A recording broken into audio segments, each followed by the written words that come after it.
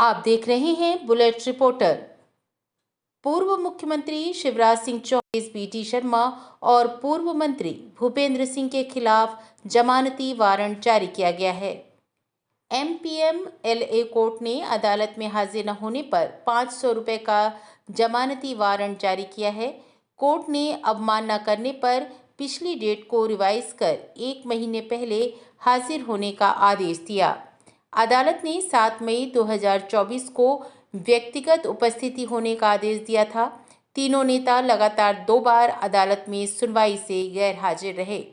Local election में तीनों नेताओं द्वारा विवेक तनखा पर ओबीसी आरक्षण रुकवाने का आरोप लगाया गया था।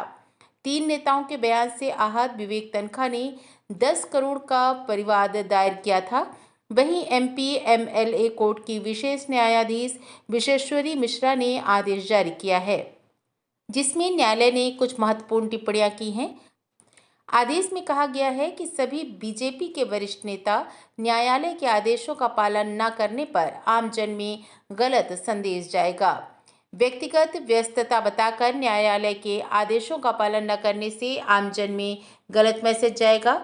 आपको बता दें कि पूर्व सीएम शिवराज सिंह चौहान, बीडी शर्मा और भूपेंद्र सिंह ने आवेदन पेश किया था। लोकसभा चुनाव का हालात देखकर व्यक्तिगत उपस्थिति से बचने के लिए आवेदन दिया गया था। साल 2023 में मध्य प्रदेश के पंचायत चुनाव के दौरान हुई बयानबाजी को लेकर वरिष्ठ अधिवक्ता और राज्यसभा सांसद विवेक तनखा ने तत्कालीन सीएम शिवराज सिंह, प्रदेश अध्यक्ष वीडी शर्मा और पूर्व मंत्री भूपेंद्र सिंह के खिलाफ 10 करोड़ रुपए का आपराधिक मानहानि का परिवाद दायर किया था। 23 मार्च को ये प्रकरण लगा हुआ था माननीय न्यायालय के सामने, स्पेशल कोर्ट एमपीएमएलए के सामने। 23 मार्च 23 को न्यायालय में एक आवेदन प्रस्तुत किया था कि जो मानहानि का दावा तनखा साहब द्वारा लगाया गया है, उस मानहानि के दावे को निरस्त करने के लिए इन्होंने ये प्रकरण लगाया था, जिस स्थिति है उस पर रोक लगाई जाए।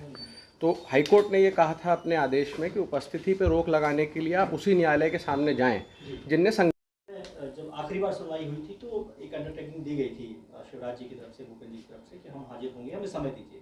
फाइनली आज क्या हुआ है, किस तरह का आदेश है? देखिए, जैसे आप सब लोगों को जानकारी है कि माननीय विवेक तनखा जी द्वारा शिवराज सिंह चौहान, भूपेंद्र सिंह जी एवं वीडी शर्मा साहब के विरुद्ध एक मानहानि का दावा प्रस्तुत किया गया था, जिस दावे पर संज्ञान लेते हुए माननीय न्यायालय स्पेशल कोर्ट एमपीएमएलए जबलपुर ने तीनों अभियुक्तों को अपने समक्ष प्रस्तुत होने की एक तारीख नियत की थी। जिस दिन ये तारीख लगी हुई थी उस दिन अभियुक्तों की ओर से एक आवेदन प्रस्तुत किया गया था। क्योंकि वो चुनाव प्रचार में व्यस्त हैं तो वो माननीय न्यायालय के सामने उपस्थित नहीं हो पा रहे हैं, जिस पर माननीय न्यायालय ने आदेश पारित किया था कि ठीक है, अगर आज इस डेट पे आप अपीयर नहीं हो पा रहे हैं तो हम आपको एक आगे की तारीख दे देते हैं जिसमें आप सबका उपस्थित होना अनिवार्य है। और क्योंकि माननीय सर्वोच्चतम न्यायालय के 2 जजमेंट हैं जिसमें कोर्ट ने कहा है कि जब आप किसी को हाजिरी माफ़ी देते हैं तो उनकी एक परिवचन लेने की आवश्यकता होती है, एक अंडरटेकिंग लेने की आवश्यकता होती है। तो अंडरटेकिंग की आवश्यकता के लिए कोर्ट ने इस मामले को 2/4/2024 को अपने सामने लगाया था। कल जब ये प्रकरण कोर्ट के सामने लगा, स्पेशल कोर्ट एमपीएमएलए के सामने जब ये लगा, तो एक आवेदन और आया तीनों अभियुक्तों की ओर से कि आज वह परिवचन अंडरटेकिंग देने में असमर्थ हैं, क्योंकि तीनों लोग लोकसभा प्रत्याशी हैं और वो अपने अपने क्षेत्र में लोकसभा चुनाव में व्यस्त हैं, इसलिए उनको एक अवसर और दिया जाए। इस पर हमारी ओर से आपत्ति प्रस्तुत की गई। आपत्ति पर संज्ञान लेते हुए माननीय न्यायालय ने अब आदेशित किया है कि क्योंकि अंडरटेकिंग के अभाव में जो 7/6/2024 की डेट नियत थी उसको 1 महीने पूर्व की कर दिया गया है। अब अगली तारीख 7/5/2024 की है और इन लोगों के उपस्थिति को सुनिश्चित करने के लिए कोर्ट ने 500 रुपये के जमानती वारंट भी इनके खिलाफ इशू किए हैं।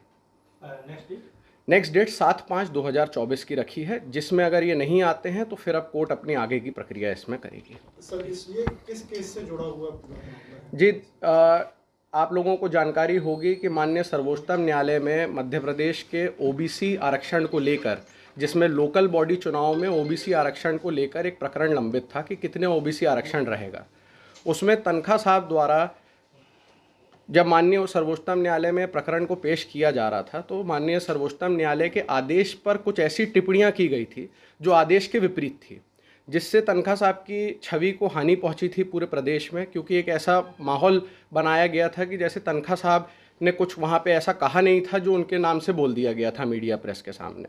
तो इसको चुनौती देते हुए मानहानि का प्रकरण तनखा साहब द्वारा जबलपुर में प्रस्तुत किया गया था, जिस पर संज्ञान लेते हुए ये पूरा मानहानि का प्रकरण आगे चल रहा है। नए वीडियोस एवं ताज़ी खबरें मिलती रहें, इसके लिए हमारे चैनल को लाइक, शेयर और सब्सक्राइब करना ना भूलें।